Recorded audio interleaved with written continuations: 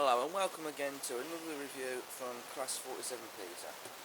Now today we are looking at yet more Hornby, as you can see on the box. But then I didn't really need to tell you that because you can see it quite clearly, and it says in the title what it's made by. And today we are looking at yet another steam loco. Again, as you can also see. Now this is a re-review, as this is of a model I have reviewed before. Well, to some extent it is of a model I have reviewed before, and it is, well, you know what it is because you know it said so in the title what it is, and you can clearly see on the photograph on the box cover of what it is. It's the Southern Region Bullet Q1. Now, for those of you that follow me on Twitter and Tumblr, you will know about this, but for the benefit of those of you that aren't following me on either of those websites, it's only fair I explain what's going on in this video. The original review I did of the Q1 has been removed from YouTube by me. I'm sure you're thinking, why did you remove it? Well, in short, the Q1 I reviewed in that video is gone. I've sold it. I've sold the Q1 on eBay to get this. So yeah, I've basically sold a Q1 to get a Q1. But the real reason I sold it to get this is because I wanted to get a Q1 in a different livery. And here enters this one in Southern Region Black livery, with its running number C8. Also, along with this Q1, because this is just received in the post the day before I am reviewing this. Also in the post I got this. I'm sure people might be thinking this is nothing too particularly interesting, but it is the lubricator assembly for the Q1. Well, I have heard some people refer to it as a steep incline piston, and I have referred it to that in the original review I did of the Q1, or basically the last review I did, I should say, rather. And I've bought this from Peter Spares because I am going to add it onto the Q1, and that's going to be done in this review, so it will make this review interesting. It's not that I have bought a Q1 with the lubricator assembly missing. It's a case of that Hornby did not bother fitting this onto this model anyway in the factory, which, considering that I have seen pictures of the Q1s in real life, they do have them fitted on, even in Southern Region Black livery. And if you look at the Sole Survivor C1 that's also in the Southern Region Black, it has the lubricator assembly on the front drive wheel there. So I'm going to add this on. But we'll put that to one side because that's not what we're here for to talk about at the moment. That's going to be for later. So what I'm going to do in this review, I'm going to open up the box, look at the model first in detail, then I'm going to add the lubricator assembly, then I'm going to run her. Okay. So I'll open her up and see what she's like. So here we have the box cover that you do get with some models. The one I did in the original review did not have a box cover. And also, you get a bit of brief history on the back here, which is good. So the Q1s, they were all designed by Oliver Bullitt, who also designed the Bullitt Pacifics. They were built at Brighton and Ashford Works, built in 1942, and 40 of these locos were built in total. We know that one is preserved at the National Railway Museum, which is number C1, in the Southern Region Black livery. I mean, it does state here that it's on long-term loan to the Bluebell Railway, but that is not actually true because now it's static exhibit at the National Railway Museum. Though this could be because at the time they released this model, the Sole Survivor may have been in service on the Bluebell Railway. I don't know what year this model came out in. So if anybody knows, you know where the comments box is. And these are also sorry, got a cough. These are also austerity locos that were built during the Second World War, because during the war there was a vast increase in freight traffic, and so they needed more freight locomotives, and that's where these came in. And these were an 060 design, as you can see, and they were one of the most powerful to run in Britain. And these could also run as well in reverse gear, just as they could in forward gear. According to this, in reverse gear they could travel 75 miles per hour in reverse gear. I don't know how fast they could travel in forward gear, because that does not say. Would have been nice for them to have included that. And these were nicknamed coffee pots, because there was a part in the firebox that was made of clay, but they later upgraded to steel. They also were nicknamed Charlies. I don't know why. Again, you know where the comments box is, because I don't know why they called them Charlies. However, they had restricted braking power on unfitted freight trains, and it was this that prevented further batches from being built. So that's basically why there was no further locos built, and that was their greatest weakness as well. So I'll put the box cover to one side, and we'll bring the box back into camera, and we'll open it up. So it's a typical polystyrene tray that I don't like. Sometimes you get the box that splits in two, but in this case we're not so lucky.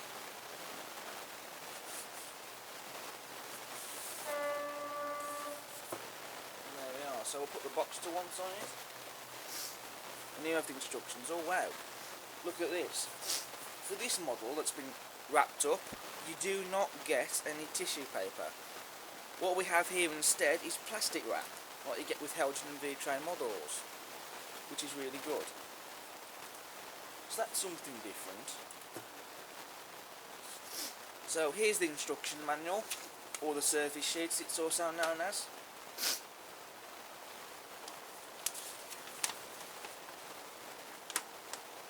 So it's basically the usual stuff.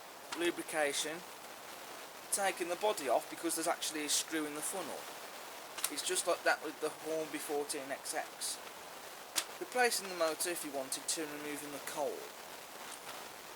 And it's also about fitting brake rods underneath. Interestingly though, they don't mention anything about putting on any lubrication assembly. It's like this with the other models, which is quite curious. But there are some instructions on the internet, so when we come to fitting this, then we can have a look at them. So it's not a problem. Now in here we have a bag of details. So what do we get? Well, there's some instructions in there for a start on how to put them on.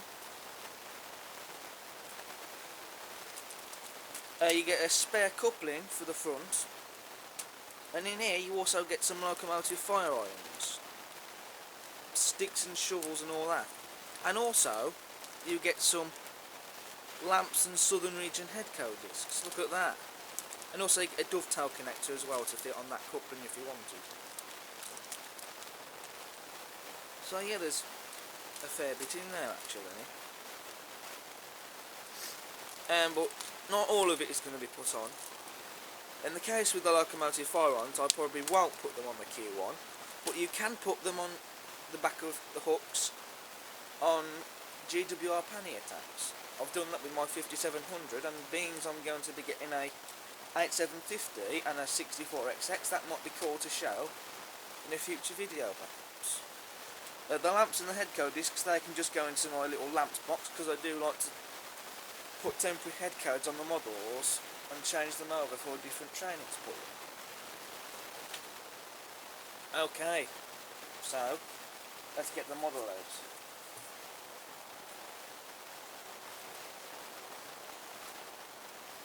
Now I really have to be careful with this, because I do not want to damage it.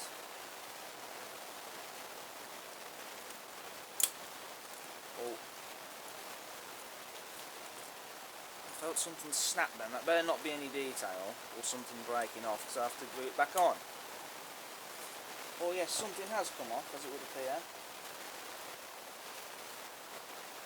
It's a handrail of some sort. Okay, I'm sure we'll look at detail, we'll find out where it's come off exactly. Ah yes, it's come off the back.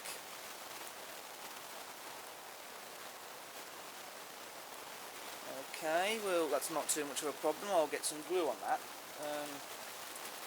I'm probably going to use PVA, to be honest. So I'll do that in a second actually, to get it done out the road. But the tender is the bit I need to be careful with, especially. Oh, but that's come out easily.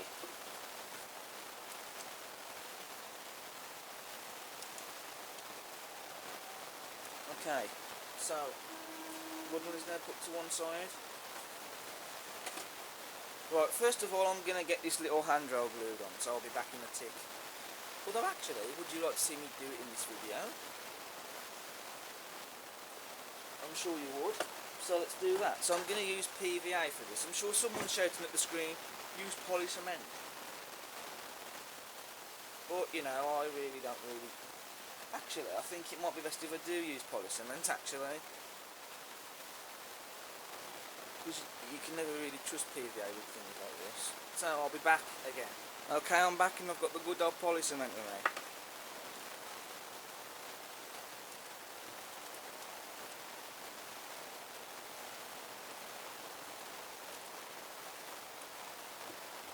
And I've also got a needle. I've got that for a specific reason. You don't want too much glue on the holes. There's also some tiny holes in the back there. And you don't want to use too much glue because you might damage the model. So only a tiny bit is necessary for this.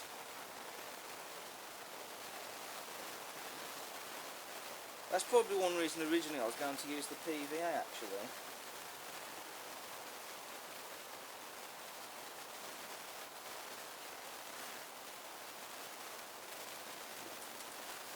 Okay, that should have done it if it hasn't. Then well, to that, if it hasn't, I'm pretty certain it has. Okay, this is not going to be easy. This is not going to be easy.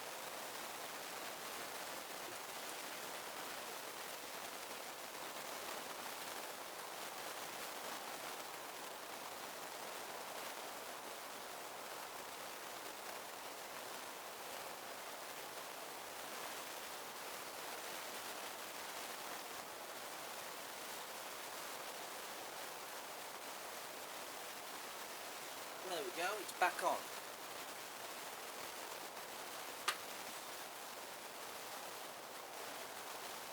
You might just be able to see it if I can zoom in.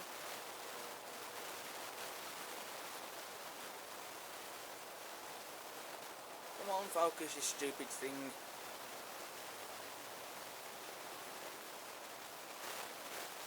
HD camera, it's hard to believe that it's hard to focus in on stuff. Let's give it someone else to focus in on.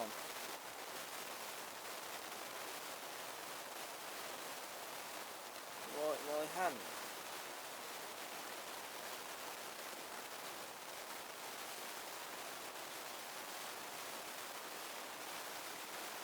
Come on.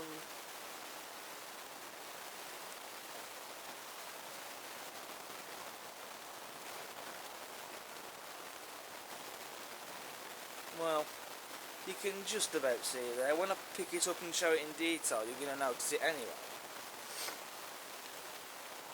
But anyway, that's done. So now we can do the review in detail, I guess.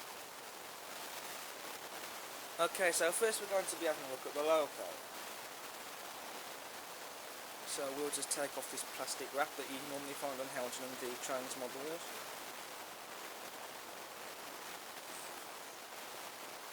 Now look at this. Now I should point out the model is more or less second hand, but it's new to me, just as much as it would be new to any of you.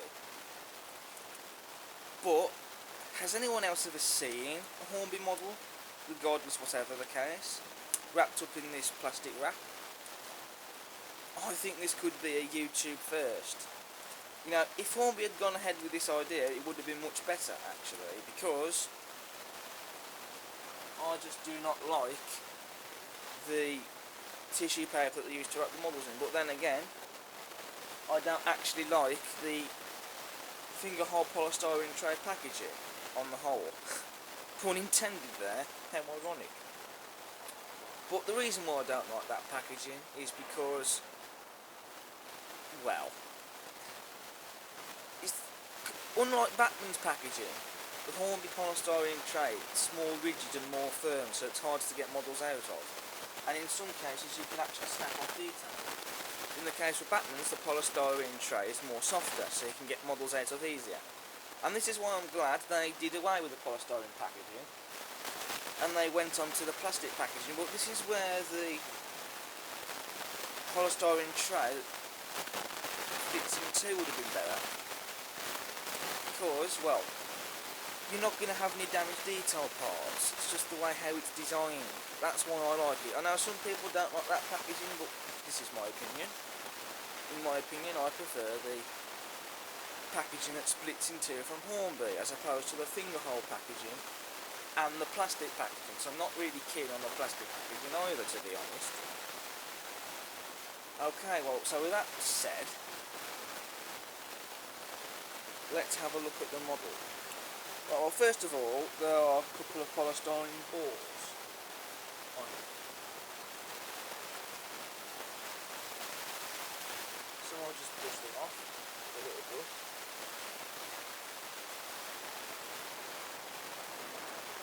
Always take care of your models. Right, we'll leave the brush out because we might come across some more of that stuff later. Another reason why I don't like the polystyrene packaging is you get little balls like that on. But well, look at this. This really is one incredible model. I mean, first of all, let's talk about weight. She's quite heavy. But there needs to be weight in here because it needs to be able to pull things. If she couldn't pull anything, then, well, she wouldn't be able to pull any rolling stock, basically, in short. So this is why the weight is important. But she's really heavy. And that's what we like, the weight's important. Then you have the box spot wheels, which are accurate. And as you can see, there's the side rods. You don't get any link motion or valve gear with this particular, well, not outside valve gear. There is inside valve gear, but not on the outside. There's the sandpipe, and it's there where the lubricator assembly would be on, just there. So we'll be coming on to that later. You also have some steps at the front there that have already been put on, which adds to detail, and you've got the sanding gear underneath. And there's some piping coming under the boiler. There's even some rivets here, look, under there. You don't get that with every model. There's also some rivets back here and some piping. Then here are the handrails at the back, as you can see, and the foot plate. There's some rivets on the cab at the top, with the vent that doesn't open, but it doesn't need to. There's the running number, C8, which is crisply printed on the sides. And the sunshine lettering of the southern region is accurate, and it's embossed as well, which is nice. That's where the tender connects up to the loco, as you can see. There's also rivets on the boiler, and plenty of rivets. There's also some more detail there, as you can see. We've got a nice big chimney. You can't add a smoke generator unit onto this model because there's a screw down there, so it wouldn't really work, basically. You can't quite see the screw, but there is a screw down there, trust me. This is where the human eye is more capable of looking at things like this. Then there's the dome at the top, and the whistle and the safety valves. Then at the front, the livery is spot on, by the way. The Southern Region black, it's stunning. And it really really is quite nice. Do excuse any grubby marks on it, I'll wash them off later. And what I like about the model of the Q1, there's no glazing on the side windows, but in reality that was the case. But there are some glazing on the front windows, as you can see. But anyway, moving on to the front, we have sprung buffers and the metal. So those of you that like sprung buffers, they'll be happy about that. Or there's some residue there, I'll just get some tissue to wipe that off.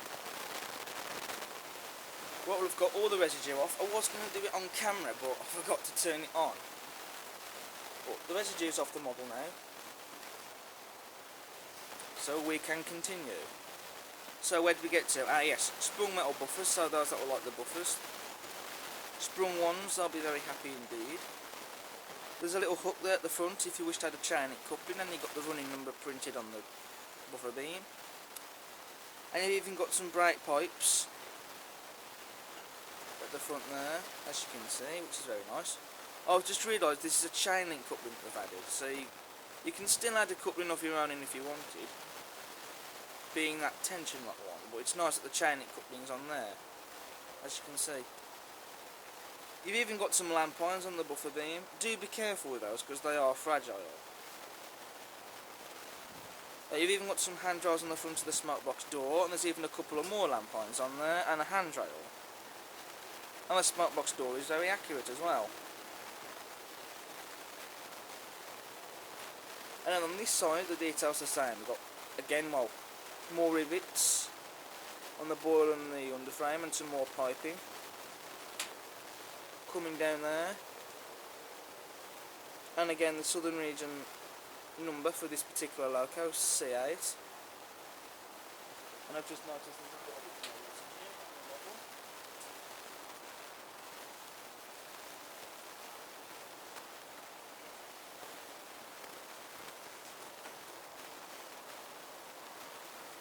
the model. There we go. Well, hasn't quite took care of that. There we are. It's done it now. And also the cab detail. We can't forget that. Look at that. It's all painted. The piping, the dials, the gauges, and the lever. It's all there and painted, so it's nicely done. And that's what we like to see. So wow, she is a fantastic model, as I'm sure you will agree, and she's quite unique as well because the body is square, so it's rather unique to any other loco. Okay, so now we are going to have a look at the tender. So we'll take off the plastic wrap. And we'll keep that. Usually I'll throw away the tissue paper, but the plastic wrap I'm going to keep it. Okay, so the tender, well, there's a few bits of dust there, but we'll take care of that.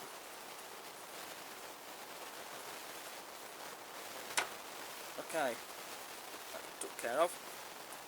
Okay, so there's a fair bit of weight in the tender. There's not a massive amount, but it's not too heavy and not too light, so it's about the right weight, really.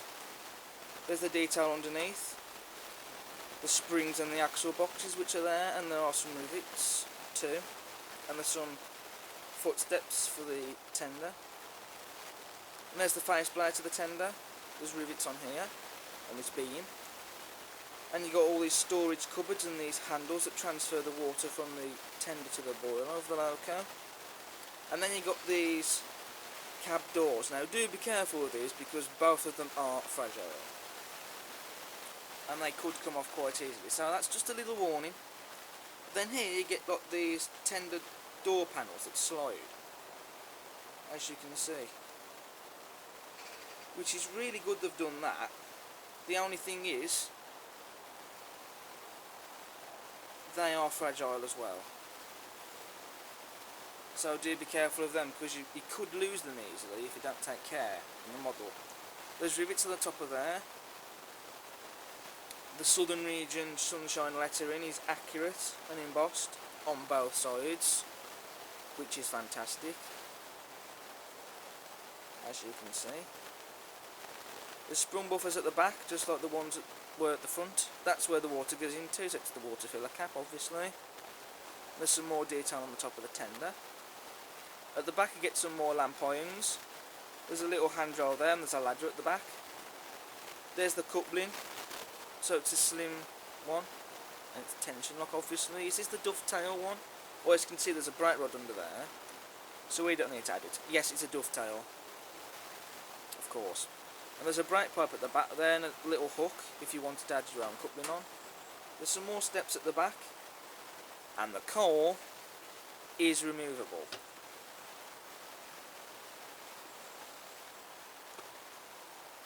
I'll just show you removing that. If it wants to remove, that is. Should I say if it wants to come out?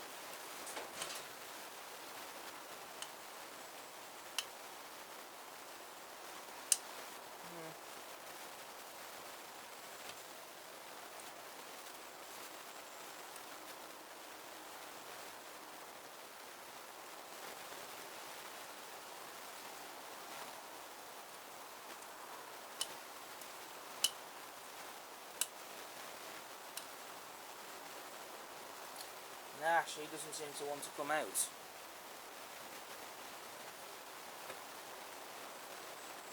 it's going to be one of these tricky ones, I expect.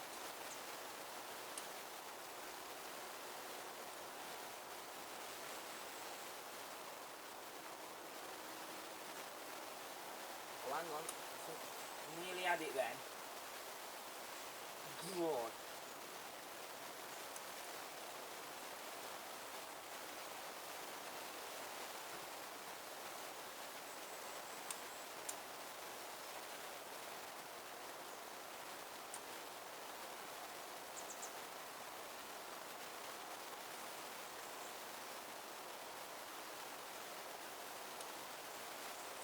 Ow, I just pricked myself with a needle.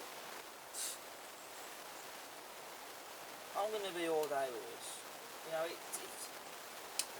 trust me, the coal is removable, it just doesn't want to come out. I'll try one more time. If I can't get it out, then sod it.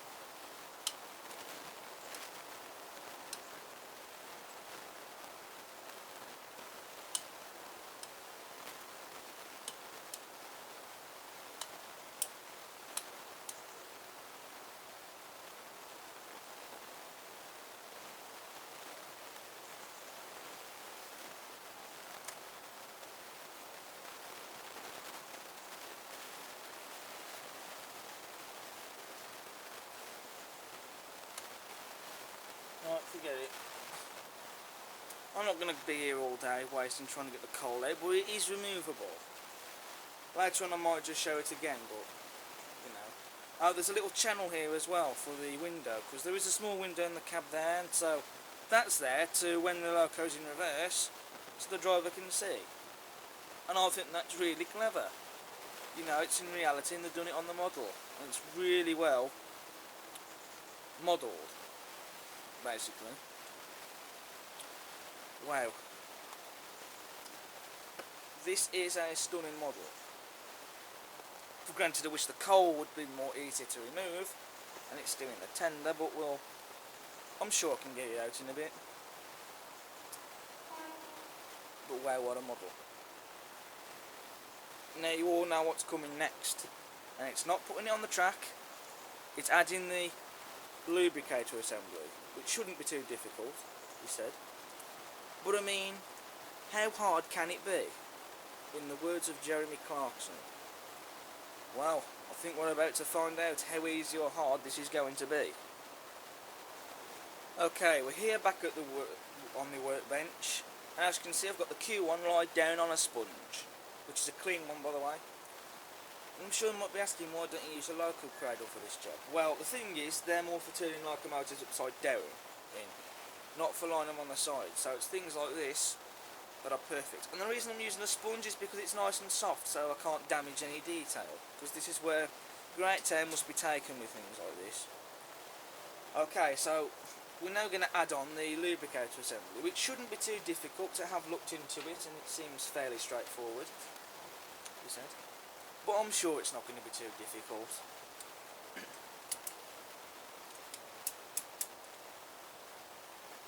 Okay, so we're going to open up the bag using, of all things, a Stanley knife, or a craft knife rather. I should use scissors, but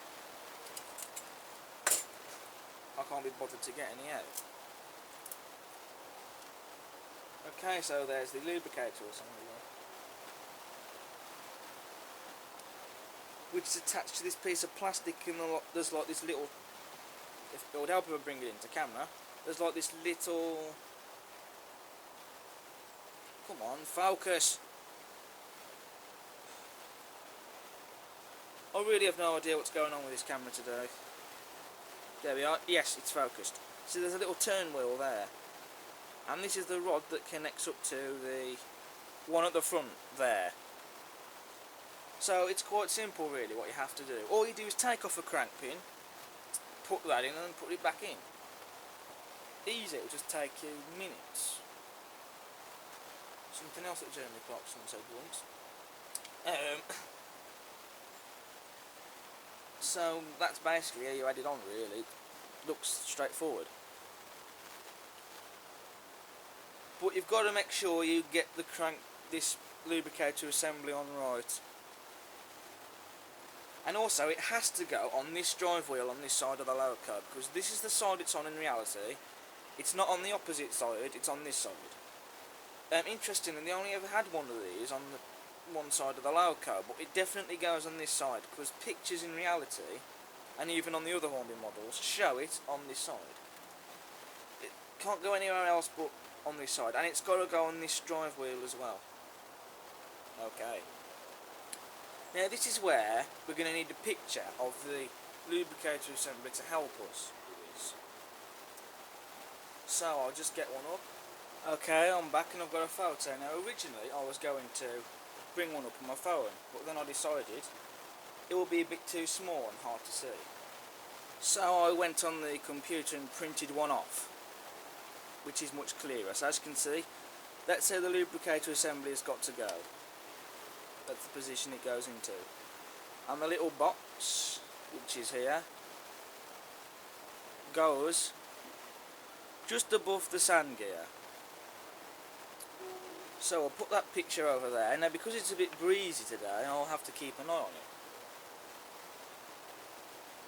Or I could just put that there. Or better still, I can just fold it.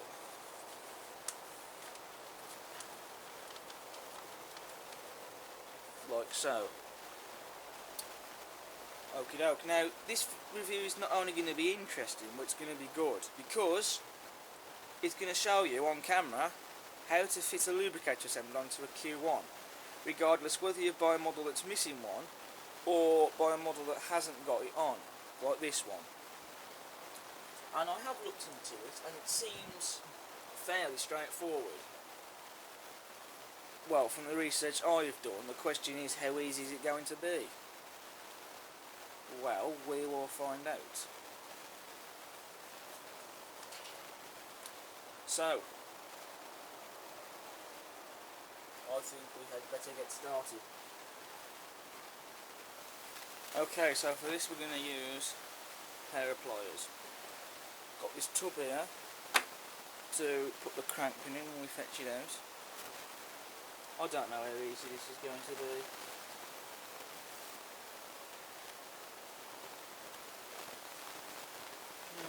It might be best if I move the camera over actually.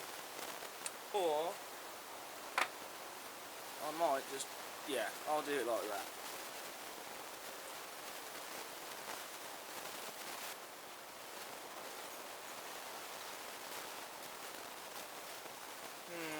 No.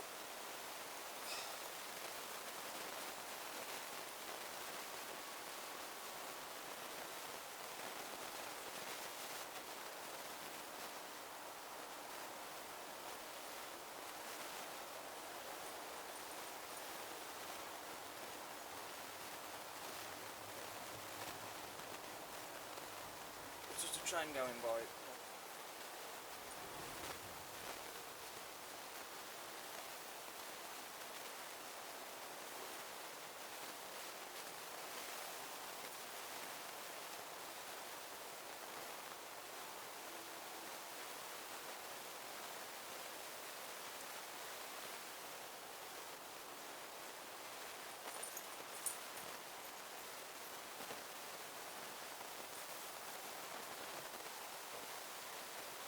So it's coming off slowly but surely.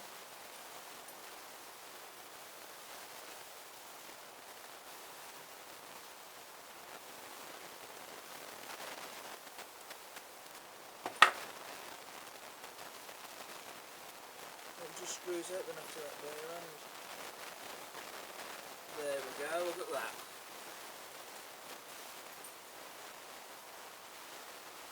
Job's a good one.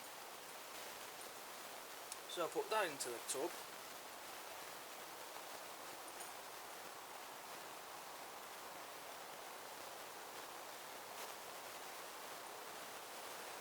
When that comes off. Okay, so we know what we're going to do now. Right, well, I'll put that detail back on. So.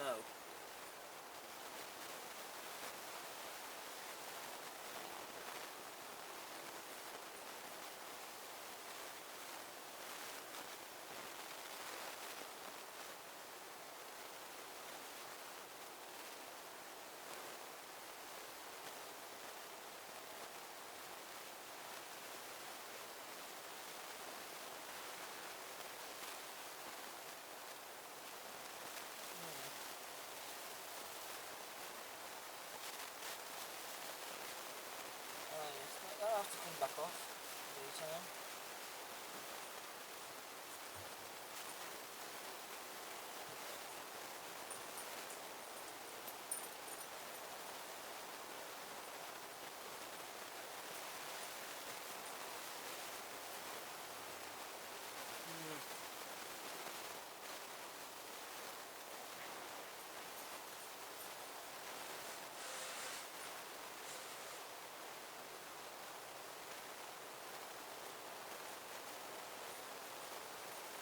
Might have to take that off actually.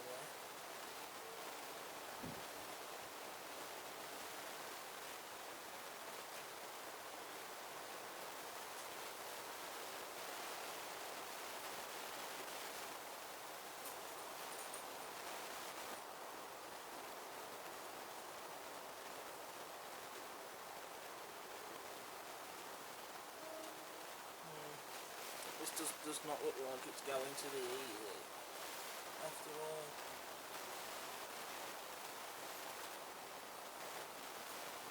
Hang on, I'll invest. Right, that little detail that was a washer, just take it off again, which is that.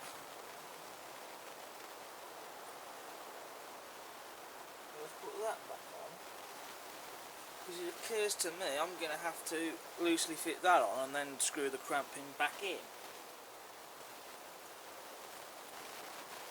But first of all, I think glue is going to need to be required to stick that into place.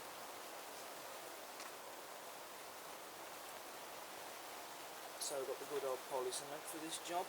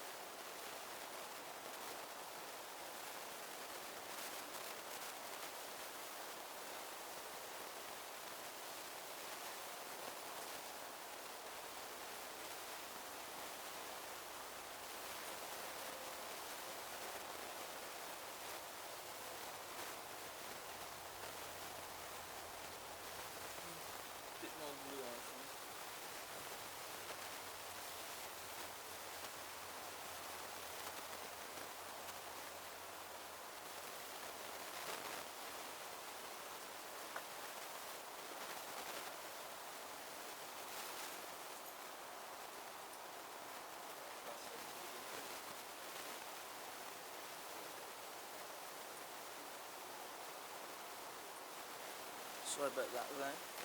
Camera going to look good.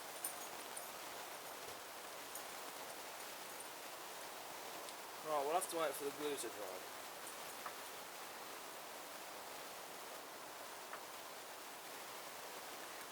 Right, well the glue should be dry by now.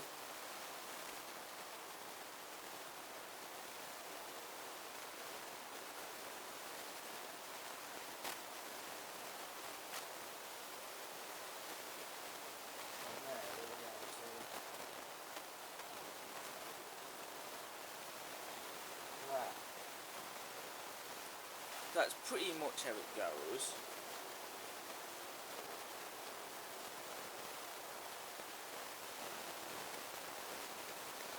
quite straightforward, really.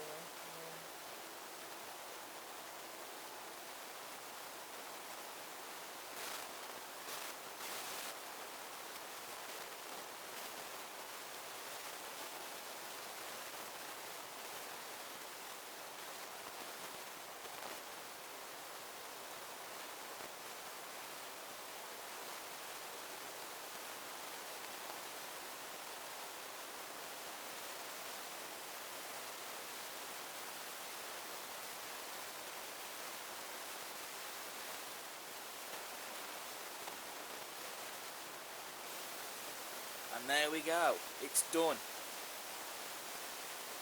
The lubricator mechanism is now in place. Job's a good one.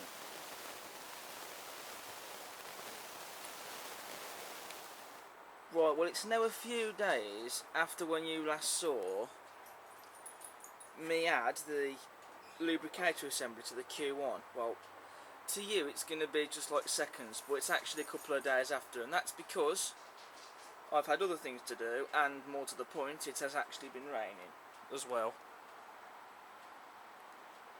As you can see outside, as it is wet. But nonetheless, so as you saw in the video, the lubricator assembly is now added. It does move, by the way, at the little rod there, because it's meant to. And also, I have removed the coal, as you can see here. And as you can see in the tender also, I've added a real coal load in there. The way that they've designed the coal to come out is a bit silly, to be honest. You know, why they just couldn't do a loose one, where you just turn the tender upside down and it falls out, is beyond me. You know, because this was fixed in place, more or less. And what you have to watch out for is this here, which does actually come out slightly to lift out the coal, which in my opinion isn't a brilliant method of having it removed. You know, it's nice to see that they are putting removable coal loads in tenders so you can put your own loads in, but you know, to be honest really they should be easy to remove, not hard, the way I see it. But either way, she is a fantastic model, as I'm sure you will agree.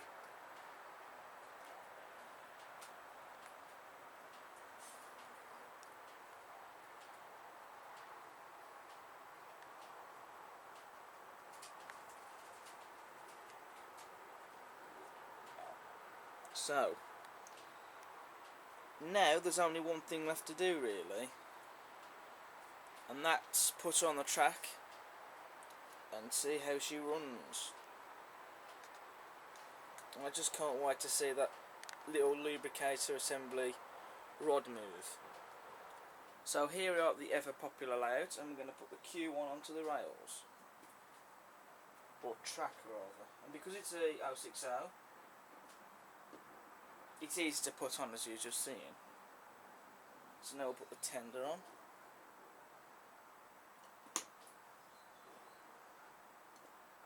Looks like I'm going to have to take the loco off the track and put the Q1 back on the rail so I can get the tender on. Because usually with some models you just have to slot the tender on into that connector, but in this case, no. Right, so the power's turned on, and so let's give her a wiggle. Oh yes, look at that. Look how smooth she runs. And let's get a shot of that little lubricator assembly rod moving. You'll see it run around the track in a bit. Yeah, look at that. Rest assured, I think I've done a good job with that.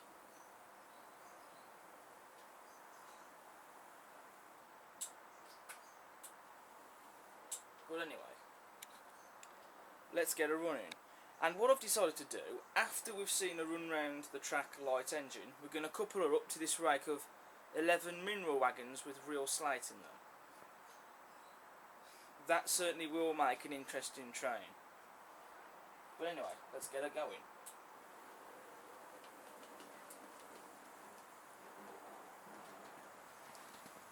Now, this is not the fastest speed that you can have an engine run at, but then bear in mind these were freight locomotives that were built during the war and operated during the war, so they didn't really bolt round at like 100 miles per hour. As you can see, there's the lubricator assembly moving.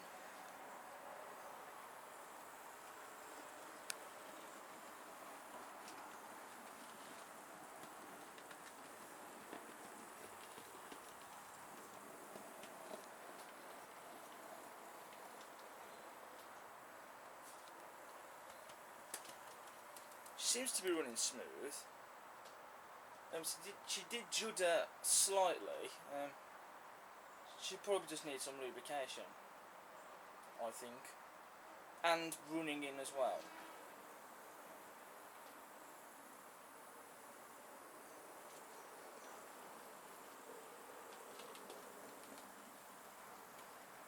But apart from that, she's running smoothly. There's no grinding noises from the motor. Right, off camera I have given the Q1 some lubrication. So hopefully it should improve the running slightly. As you can see, there's the lubricator assembly there again, moving. Oh yeah, look at that, that has improved the running a bit now. She's not judging anymore, so that's what it needed, lubrication. So there she goes through the tunnel.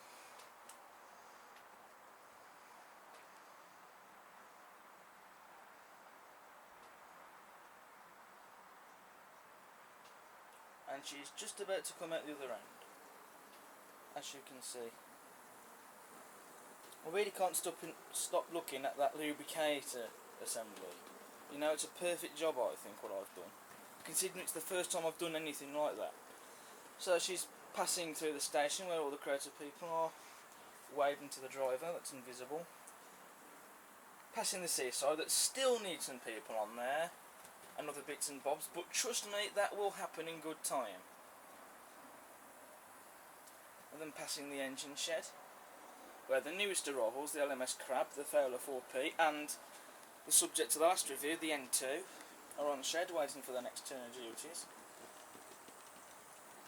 And one good thing about this Q1 is that there are no detail bits missing, because in the last Q1 I owned, it had some lamp irons missing and one of the cab doors. This one doesn't, which, you know, is put an even bigger grin on my face now, and it makes the model look better as well, if all the details there and there's no parts missing. And also, on the original Q1, one of them tender shutters was also missing. But this Q1 model has all the detail parts intact. There's not a single detail bit missing. And, you know, that's what I like about models, and they fit in with your collection more. Because I was missing detail parts in the last one, they did bug me slightly, I will be honest. But this model is just perfect.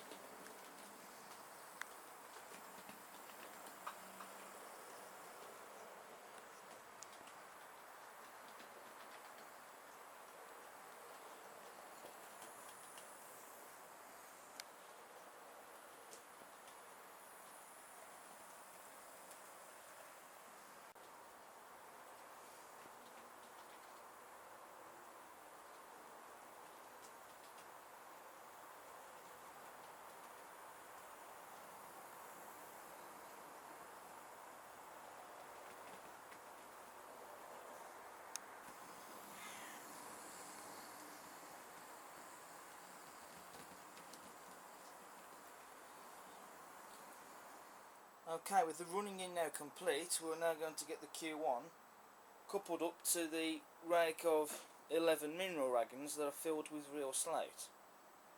There's a brake van in that side and over there, so what's going to happen is the Q1 is going to back down onto these wagons, pull them out of the siding, then reverse into that siding there where the brake van is, collect the brake van and then run round the layout with the train. And I am hand holding the camera at this point because I have not connected the camera up to the tripod.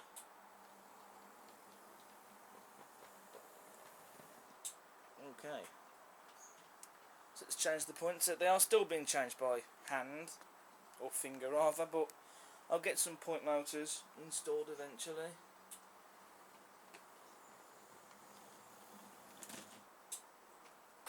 Okay, so let's just check that that's coupled on, and just check the train to make sure that she hasn't derailed any other wagon.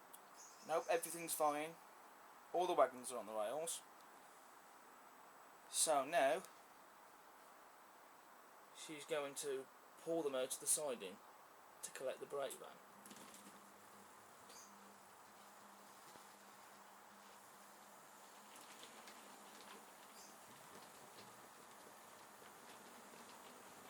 Well, yes, she can do it. And given that's a hard siding to pull the wagons out of, because of how sharp that corner is for these wagons, she's actually managed really well. She did almost struggle at the start, but then she got going. So she can do it. Right, so now we're going to reverse. Fingers crossed nothing derails. So the train's going to back down to that siding where the brake van is.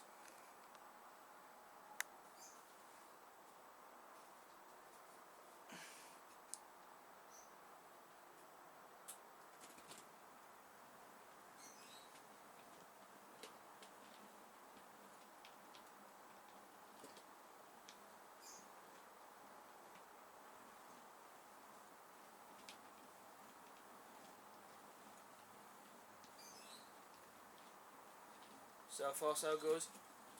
Okay, so all the wagons are now coupled up onto the brake van.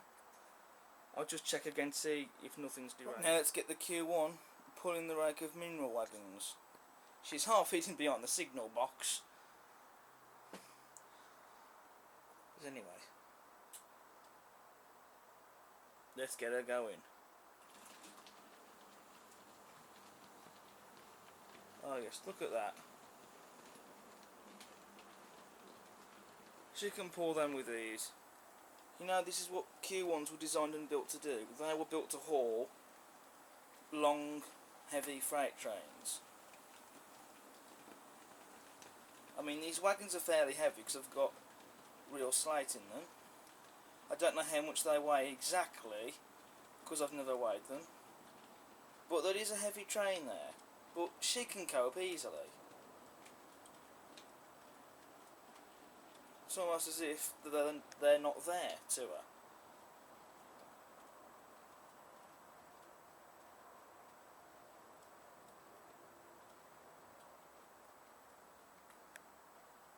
Okay, now she should pop out the other end of the tunnel.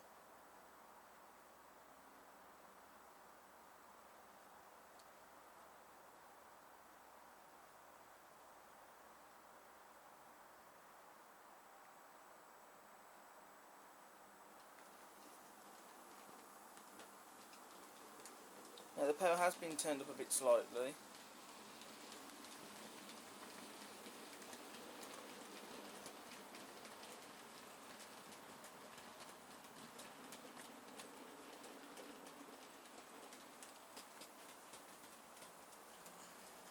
I mean, for granted that's not too fast. I mean, they are freight locomotives, so they don't bolt round at like 100 miles per hour. But you know, that speed is just about right. Because you can get fast freight trains.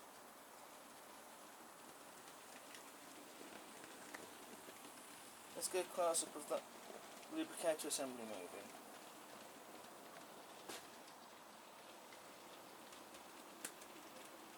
So she's going in through the tunnel, and she should come out the other end.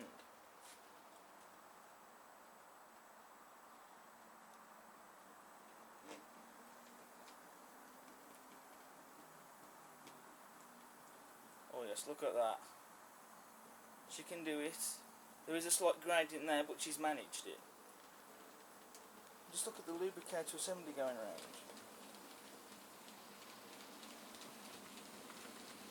Yeah, it's fair to say that this locomotive is more than capable enough of hauling this train. And I like the sound of the wagons they're making as well. It's almost as if this is a real train.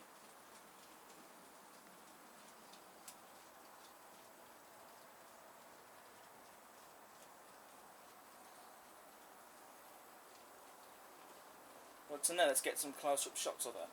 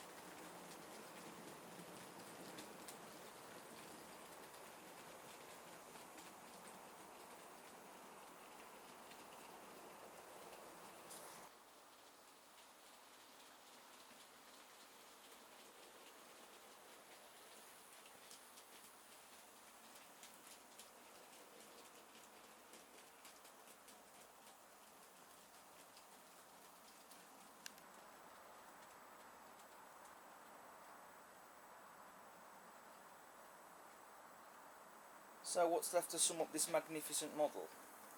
Well, first of all, she's more than capable of hauling long and heavy freight trains, as you've seen in this video. The detail is absolutely stunning, and the performance, well, it's fantastic. The smooth running, well, that's basically all there is to say about the performance really, is smooth running. Now, she hasn't stalled on any of the track.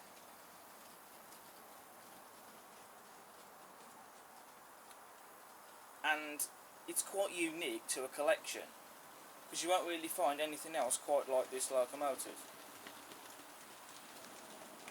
All else I can say really is get one, because you won't be disappointed. I know I say that in most of the reviews I do, but trust me, with this one, there's going to be no disappointment with this beauty.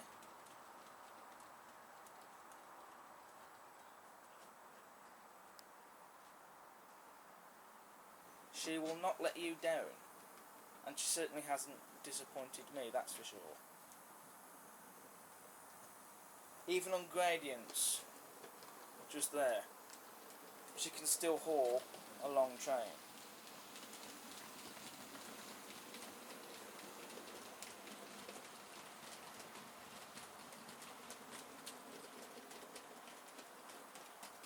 This is a model that will blow you away.